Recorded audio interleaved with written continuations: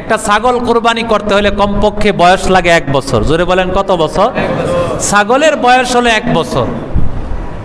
ছাগলের বয়স, ভেড়া, দুম্বা, ছাগল, এই 3টা প্রাণীর বয়স লাগে কয় বছর? 1 বছর। তবে ভেড়া আর দুম্বা, কি ভেড়া আর দুম্বা, এই 2টা প্রাণীর ক্ষেত্রে একটা মাসালা আছে।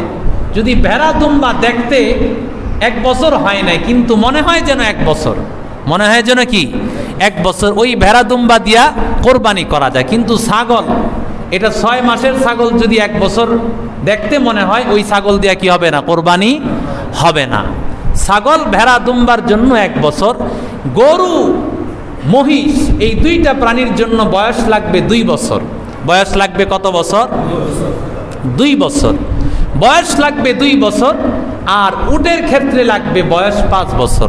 উটের ক্ষেত্রে বয়স লাগবে কত বছর? এখন অনেক সময় আমরা তাকে জিজ্ঞাসা করি, ভাই বয়স হয়েছে নি? জিজ্ঞাসা করি না আমরা? বয়স হয়েছে কি না এটা আমরা জিজ্ঞাসা করি। বয়স হয়েছে, সে জিজ্ঞাসা করছেন, সে বলছে হ্যাঁ ঠিক আছে, বয়স ঠিক আছে। এরপরে যদি আনার পরে দেখেন যে আসলে কি না বয়স হয় নাই, এটা গুনাহগার হবে যিনি আপনার কাছে বিক্রি করছেন। যেটা গুনাহগার হবে কে? যিনি আপনার কাছে মিথ্যা কথা বলে বিক্রি করলেন, সে গুনাহগার হবে, আপনার কোরবানি হয়ে যাবে। আলহামদুলিল্লাহ বলেন।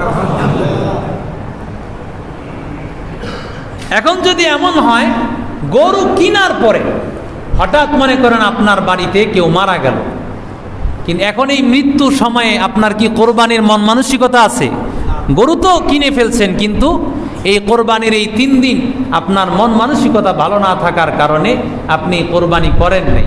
তাহলে এই ক্ষেত্রে কোরবানির পশুটা তো রয়ে গেল। এটা কি করবেন? এই কোরবানির পশুটা, এই পুরাটাই আপনার কি করে দিতে হবে? সদকা করে দিতে হবে। কোরবানির প্রাণীটা কি করতে হবে?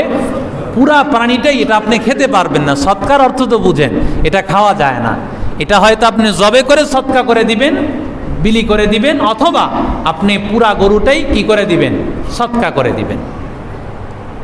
বিষয়টা বুঝতে পারছি তো আমরা?